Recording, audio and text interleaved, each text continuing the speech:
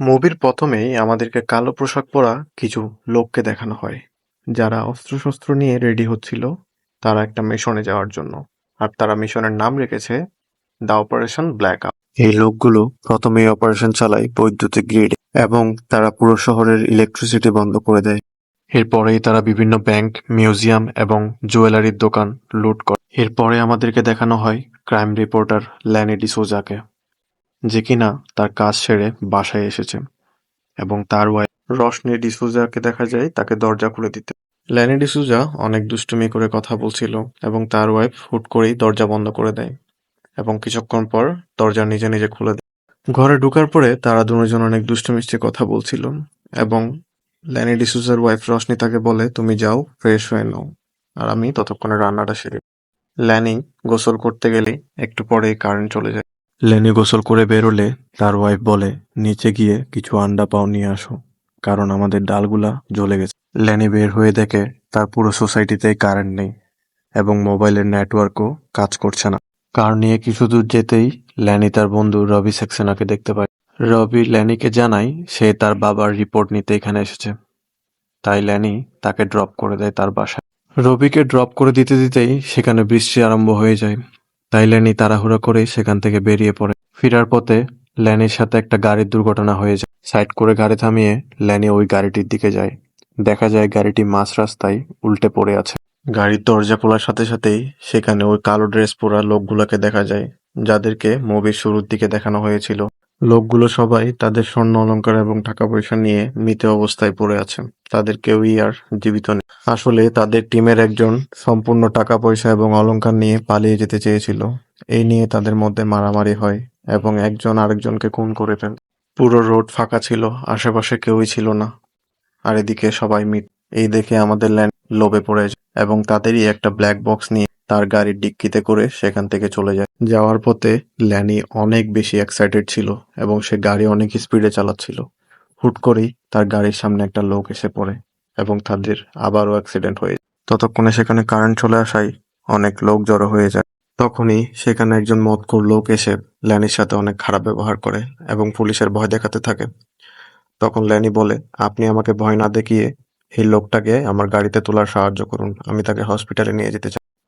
ল্যানির সাথে সাথে ওই মদখোর লোকটিও গাড়িতে উঠে পড়ে এবং বলে, তুমি যেখানে যাবে আমিও সেখানে যাব। কিন্তু ল্যানি তাকে চিৎকার করে গাড়ি থেকে বের হয়ে যেতে বলে। গাড়ি থেকে বের হওয়ার পর ওই লোকটা আবারও ল্যানিকে ভয় দেখায় যে পুলিশ আসবে, আমি সবকিছুই বলে দিব, এবং তার গাড়ির নাম্বারটি সে নোট করে রাখে। তাই ল্যানি নিরুপায় হয়ে লোকটাকে গাড়িতে উঠতে বলে। অ্যাক্সিডেন্ট হওয়া লোকটা আসলে মারা গিয়েছে, তাই মদখোর লোকটা ল্যানিকে ব্ল্যাকমেল করতে থাকে। বলে, তুমি আমাকে মদ এবং টাকা দাও, তাহলে আমি ওর লাস্ট কবর দিতে তোমাকে সাহায্য করব। ল্যানির কাছে যেহেতু ব্ল্যাক বক্স ছিল, তাই সে না পারতে রাজি হয়ে যায়। কিছু দূর যেতেই তাদের সামনে পুলিশ চেকপোস্ট পড়ে।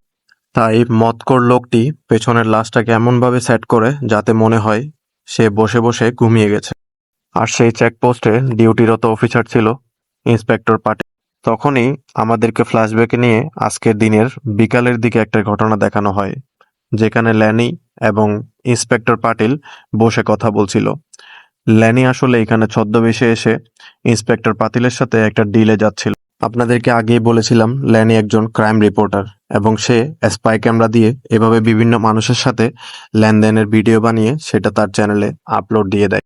কিন্তু ইন্সপেক্টর পাটিল এই সম্পর্কে এখনো কিছুই জানে না। ইন্সপেক্টর পাটিল ল্যানিকে দেখে অনেক খুশি হয়, কারণ তাদের একটা ডিল হয়েছিল বিকেল বেলায়। তাই ল্যানি বলে, আমি আপনার আর আমার ডিলের কাগজ বানাতে যাচ্ছি। তাই ভালোভাবে চেক না করেই পাটিল তাদেরকে সেখান থেকে যেতে দেয়। ল্যানি মদখোর লোকটির সাহায্য নিয়ে একটা কবরস্থানে চলে আসে এবং একটা গর্ত করে লাশটাকে দাফন করার জন্য রেডি হচ্ছিল। ঠিক তখনই সেখানে দুইজন ভাই দেখে ফেলে, যাদের নাম ঠিক এবং ঠাক।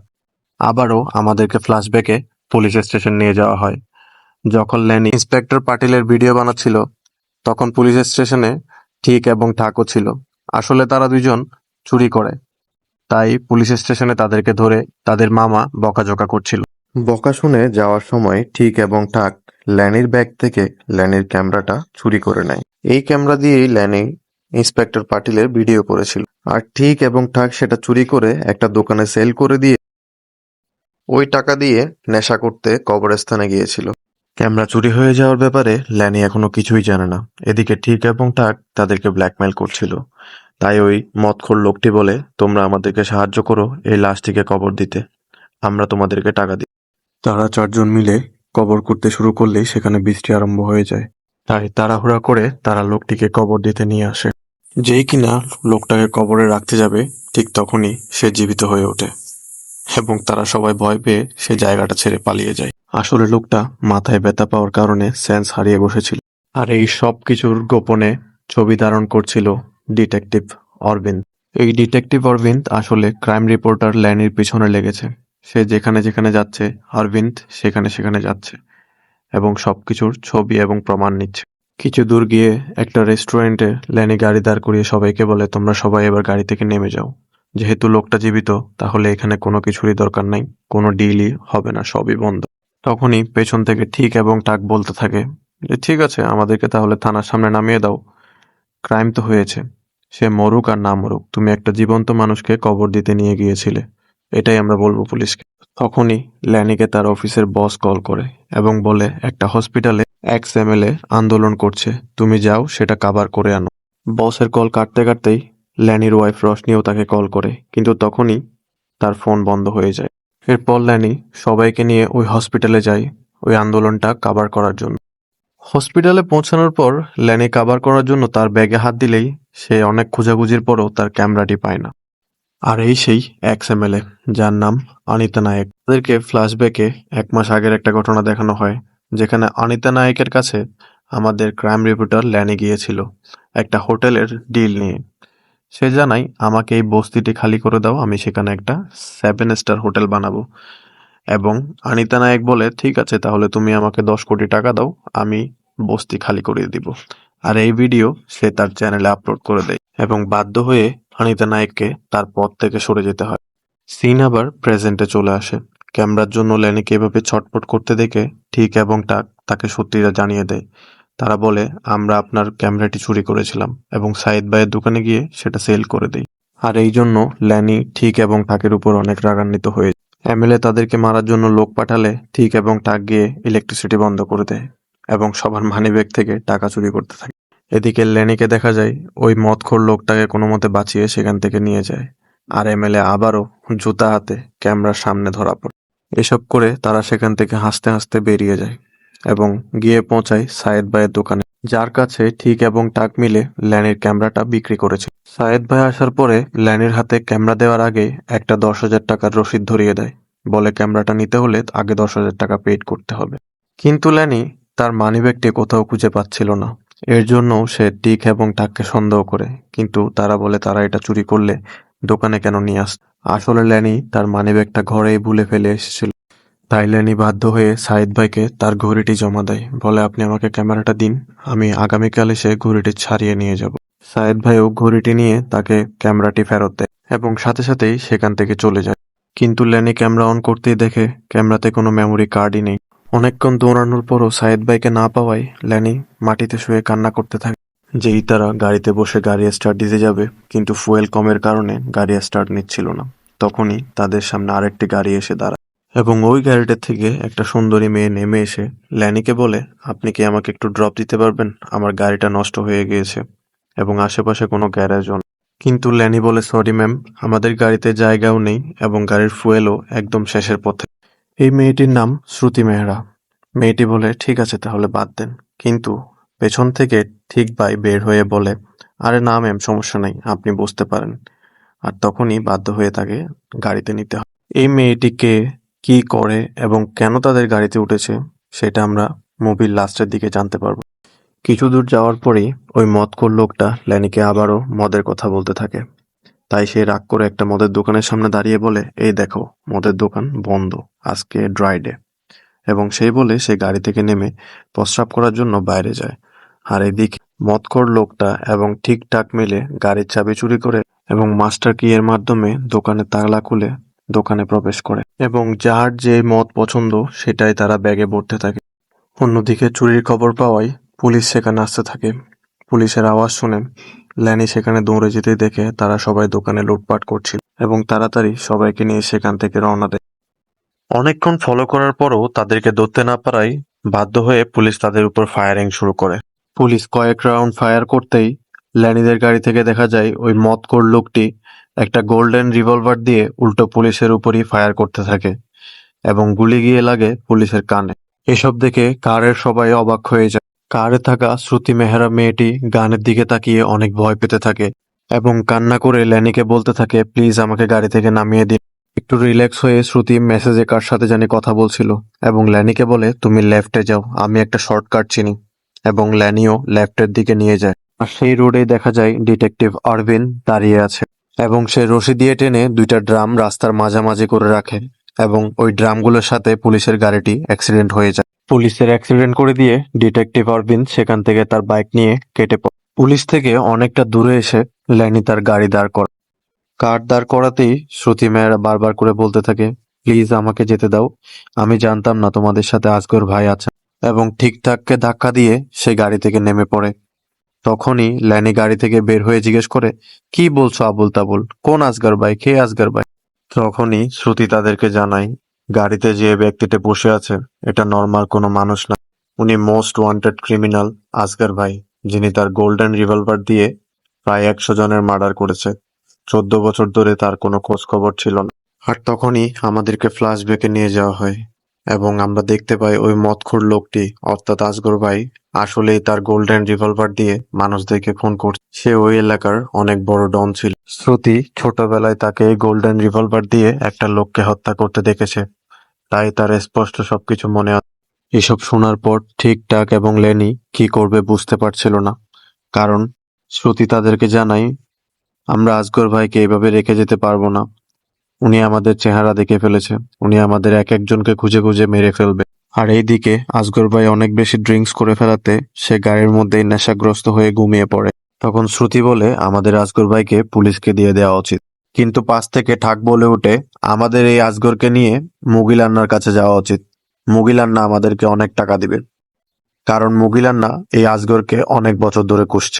ল্যানির কাছে যেহেতু ব্ল্যাক বক্স আছে এবং তারা কিছুক্ষণ আগে পুলিশের গাড়িতে ফায়ার করেছে, তাই পুলিশের কাছে না গিয়ে ল্যানি আজগর ভাইকে নিয়ে মুগিল আন্নার কাছে যাওয়ার জন্য রাজি হয়। ঠিক এবং ঠাকের কথা ধরে ল্যানি আজগর ভাইকে নিয়ে মুগিল আন্নার আড্ডায় পৌঁছায়। এই সেই মুগিল আন্না যে কিনা এক সময় আজগর ভাইয়ের পার্টনার ছিল এবং ছোট ভাইয়ের মতো ছিল, কিন্তু আজগরের সাথে সে বেইমানি করে এখন সেই রাজত্ব করছে। মুগিল আন্না আজগরকে একেবারে মেরে ফেলতে চায়। ঠিক এবং ঠাক মুগিল আন্নাকে আজগরকে এনে দেওয়া খুশি হয়ে সে একটা ব্যাগ ভর্তি টাকা তাদের দিকে ছুঁড়ে মারে। এইদিকে আজগর ভাইয়ের ঘুম ভাঙলে সে গাড়ি থেকে বের হয়ে পানি দিয়ে নিজের মুখ ধোয় এবং হাঁটতে হাঁটতে মুগিল আন্নার দিকে যায়। আসলে আজগর ভাইও মুগিল আন্নার থেকে প্রতিশোধ নিতে চায়, কারণ মুগিল আন্না পুলিশকে দিয়ে আজগরের এনকাউন্টার করাতে চেয়েছিল। কথা কাটাকাটির এক পর্যায়ে আজগর ভাই মুগিল আন্নাকে বলে, এই শহরে একজনই ডন ছিল, আর সেটা আজগর।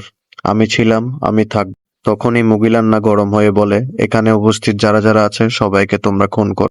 এক ঝলকে আজগর ভাই মুগিল আন্নার কোমর থেকে গান বের করে মুগিল আন্নার মাথার দিকে তাক করে রাখে এবং মুগিল আন্নার সকল মানুষকে বলে, তোমাদের গান ফেলে দাও, না হলে আমি মুগিলকে হত্যা করব। তাই ভয়ে তারা সবাই গান ফেলে দেয়। আজগর ভাই তখন ল্যানিদেরকে বলে, তোমরা এখান থেকে চলে যাও। ঠিকঠাকরা যেই দিকে পারে সেদিকে দৌড় দিলেও ল্যানি তার গাড়ির দিকে দৌড়ায়, কিন্তু আজগর বলে, তোমার গাড়িটা আমার পরে লাগবে, তুমি গাড়িটা আমার জন্য রেখে। কিন্তু ল্যানি তার কারের ডিক্কিতে থাকা ব্ল্যাক বক্সের লোভ ফেলতে পারেন, তাই সে আজগর ভাইকে বলে, ভাই আমি আপনাকে ফেলে যাব না, আমি আপনার সাথে। এটা বলেই ল্যানি মাটি থেকে দুইটা পিস্তল তুলে আজগর ভাইয়ের সাথে পিঠে পিঠ মিলিয়ে বাকিদেরকে তাক করে রাখে। কিন্তু ঠিক তখনই উপর থেকে কেউ একজন স্নাইপার চালিয়ে দেয়, আর স্নাইপার তেলের টাঙ্কিতে ব্লাস্ট করায় বাকিরা এই সুযোগে নিজ নিজ হাতিয়ার তুলে নেয় এবং সেখানে অস্ত্রযুদ্ধ শুরু হয়ে যায়। এক সুযোগে মুগিল আন্না লুকিয়ে আজগর ভাইয়ের উপর গুলি চালিয়ে দেয়। এইদিকে মুগিলের গুলির বুলেট শেষ হয়ে যাওয়াতে আজগর ভাই গুলি খাওয়ার পরও তাকে ধরে ফেলে এবং মেরে টেনে নিয়ে গিয়ে তাকে হত্যা করে। আজগর ভাই গুলি খাওয়াতে সেও কিছুক্ষণ পরে মাটিতে পড়ে যায়। এই অবস্থায় আজগর ভাই লেনিকে বলে, তার বাড়ির পিছে একটা গাছের নিচে তার ভাগ্য দাফন করা আছে, সেখানেই যেন আজগর ভাইকে কবর দেয়া হয়। এই বলেই আজগর ভাই চোখ বন্ধ করে ফেলে। তখনই সেখানে ওই স্নাইপার ম্যানটা আসে। এই লোকটা অন্য কেউই নয়, ল্যানির গাড়ির নিচে পড়ে মারা গিয়েছে মনে করে যাকে ল্যানিরা জীবন্ত কবর দিতে নিয়ে গিয়েছিল, এই সেই লোক। এই লোকটার নাম মিস্টার। সে ল্যানির দিকে গুলি তাক করে ফায়ার করতে গেলে পেছন থেকে ডিটেক্টর অরবিন্দ তাকে বেহুঁশ করার গুলি মেরে অজ্ঞান করে দেয়। স্নাইপার থেকে বাঁচিয়ে ডিটেকটিভ অরবিন্দ এখন নিজে ল্যানিদের দিকে গুলি তাক করে দেয়। ডিটেকটিভ অরবিন্দের এন্ট্রি নিতেই শ্রুতিকে দেখা যায় ঠিক এবং ঠাক থেকে ব্যাগ ছিনিয়ে নিয়ে অরবিন্দের পাশে গিয়ে দাঁড়াত। তখন অরবিন্দ ল্যানিকে বলে, আমাকে তোমার ওয়াইফ হায়ার করেছে। সে তোমার থেকে ডিভোর্স নিতে চায়। তাই আমাকে বলেছে আমি যাতে তোমাকে একটা এক্সট্রা ম্যাটেরিয়াল অ্যাফেয়ারের কেসে ফ্রেম করি। তাই আমি এই শ্রুতির হেল্প নিয়েছি। এখান থেকে বোঝা যায় শ্রুতি মেয়েটি আসলে ডিটেকটিভ অরবিন্দের একজন অ্যাসিস্ট্যান্ট। ডিটেকটিভ অরবিন্দ আরো জানায়, আমাকে যারা হায়ার করে আমি সবসময় তাদের ব্যাকগ্রাউন্ড চেক করি, তারা আমাকে টাকা দিতে পারবে কিনা সেটা যাচাই করার জন্য। কিন্তু তোমার ওয়াইফের ব্যাকগ্রাউন্ড চেক করতে গিয়ে আমি এত ময়লা পেয়েছি যে সেটা ডিটারজেন্ট দিয়ে ধুলেও যাবে। তোমার ওয়াইফ আসলে তোমারই বেস্ট ফ্রেন্ড রবির সাথে পরকীয়া সম্পর্কে লিপ্ত। আর তখনই আমরা ফ্ল্যাশব্যাকে দেখি যখন ল্যানি তার ঘরে গিয়ে গোসল করতে যায়, তখন তার ফ্রেন্ড রবি তার ঘরেরই একটা আলমারিতে লুকিয়ে বসেছিল। ল্যানিকে গোসল করতে পাঠিয়ে তার ওয়াইফ রবিকে সুন্দর করে ঘর থেকে বের করে দেয়। আর এরপরেই আসলে রবি এবং ল্যানির দেখা হয়। আর এসব শুনে ল্যানি অনেক কান্না করতে থাকে, কারণ সে একই দিনে তার বন্ধুত্ব, ভালোবাসা সবই হারিয়ে। তখন ডিটেকটিভ অরবিন্দ ল্যানিকে বলে, তুমি যে ওই চোরগুলোর গাড়ি থেকে একটা ব্ল্যাক বক্স নিয়েছো সেটা আমি দেখেছি, এবং তুমি যে একটা জীবন্ত মানুষকে কবর দিতে নিয়ে গিয়েছো সেটাও আমি দেখেছি। তোমার গাড়ি থেকে যে আজকের ভাই ফায়ারিং করেছে পুলিশকে সেটাও আমি দেখেছি, এবং তোমার যে মেমোরি কার্ড সেটাও আমি কিনে নিয়েছি। ডিটেকটিভ অরবিন্দ এবং শ্রুতি তখন ল্যানি থেকে তার গাড়ির চাবিটি নিয়ে নেয়। টাকা পয়সা এবং ব্ল্যাক বক্সের সাথে তারা আসগর ভাইয়ের লাশটাকেও নিয়ে যায়, কারণ আসগর ভাইয়ের লাশটা থানায় দিলে থানা থেকে 15 লক্ষ টাকা দেওয়া হবে। ডিটেকটিভ অরবিন্দ এবং শ্রুতি কার নিয়ে চলে যাওয়ার সাথে সাথেই ঠিক এবং ঠাক বলতে থাকে, দৌড়ানোর জন্য প্রস্তুত হও, কারণ তোমার গাড়িতে তেল ছিল না এবং গাড়িটি রিজার্ভে চলতেছিল। তারা 2 কিলোমিটারের বেশি যেতে পারবে না, আমরা তাদেরকে দৌড়ে ধরতে পারবো। ঠিক তাই হয়। কিছু দূর দৌড়াতেই দেখা যায় ডিটেকটিভ অরবিন্দ এবং শ্রুতি গাড়িটি ধাক্কা দিয়ে নিয়ে যাওয়ার চেষ্টা করছিল। তখনই সেখানে ল্যানিরা গিয়ে হামলা করে।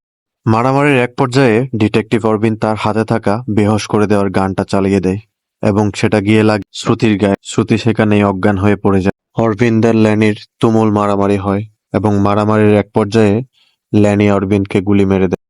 এরপর ল্যানি এবং ঠিকঠাক মিলে তাদের গাড়িটিকে নিয়ে কোনো মতে একটা পেট্রোল পাম্পে আসে। পেট্রোল পাম্পে তেল নিতে নিতে ল্যানি ডিটেকটিভ অরবিন্দের ক্যামেরা থেকে সবকিছু ডিলিট করে দেয় এবং ক্যামেরাটিকে অনেক দূরে ফেলে দেয়। আর ল্যানি ডিটেকটিভের ব্যাগ থেকে তার মেমোরি কার্ডটিও উদ্ধার করে নেয়। এখানে ইন্সপেক্টর পাটিলের ভিডিও ছিল।